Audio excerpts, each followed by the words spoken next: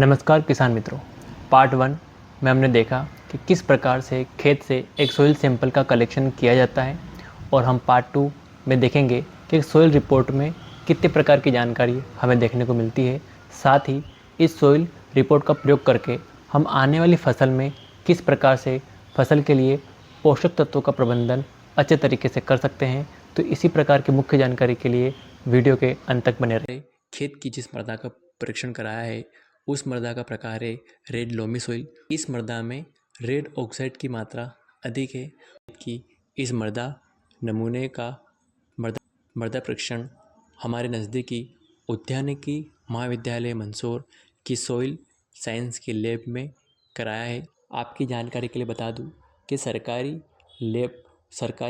किसी भी आप सरकारी मृदा लैब में जाते हैं तो वहाँ पर दो प्रकार से आप सोइल सैंपल टेस्ट करवा सकते हैं या होते हैं, जिनमें एक है 150 रुपये वाला और दूसरा है 600 रुपये वाला।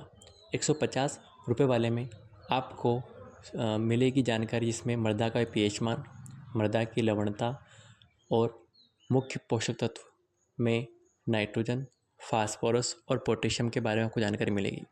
लेकिन अब वहीं 600 रुपये वाला टेस्ट करवाते हैं तो वहाँ पर आपको मृदा का पीएच, लवणता, प्राथमिक और द्वितीयक पोषक तत्व, नाइट्रोजन, फास्फोरस, पोटेशियम और द्वितीयक पोषक तत्व कैल्शियम, मैग्नीशियम और सल्फर के साथ साथ माइक्रो और सूक्ष्म पोषक तत्व जैसे कि boron, iron, copper, manganese, zinc की भी जानकारी आपको मिलेगी। अब सोइल रिपोर्ट किसान मित्रों आपके सामने आप देख सकते हैं कि हमारे मृदा का पीएच मान जो है वो 7.2 आया है, जो कि एक उपयुक्त है मृदा के लिए।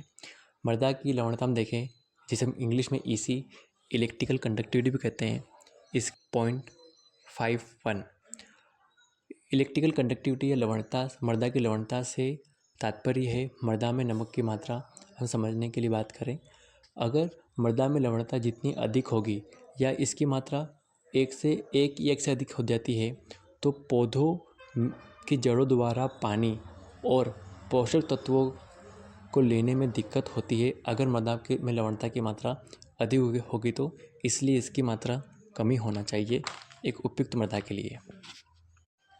दूसरा है हमारा जैव कार्बन, ऑर्गेनिक कार्बन की मात्रा इसमें है 0.5 है।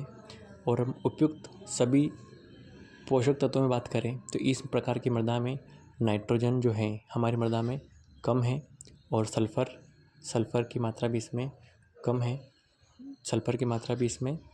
है। बाकी सभी न्यूट्रिएंट्स एवरेज ठीक है। और हम अब ऑर्गेनिक फार्मिंग की ओर बढ़ेंगे तो इसमें हम केमिकल रासायनिक खाद की जगह इसका हम वर्मी कंपोस्ट, जीवामृत, संजीवनी खाद जैसे पोषक तत्वों की पूर्ति ऐसे स्रोतों का प्रयोग करेंगे, ऑर्गेनिक स्रोतों का प्रयोग करेंगे, जिससे कि मृदा की पोषक तत्वों की मात्रा में सुधार हो। धन्यवाद।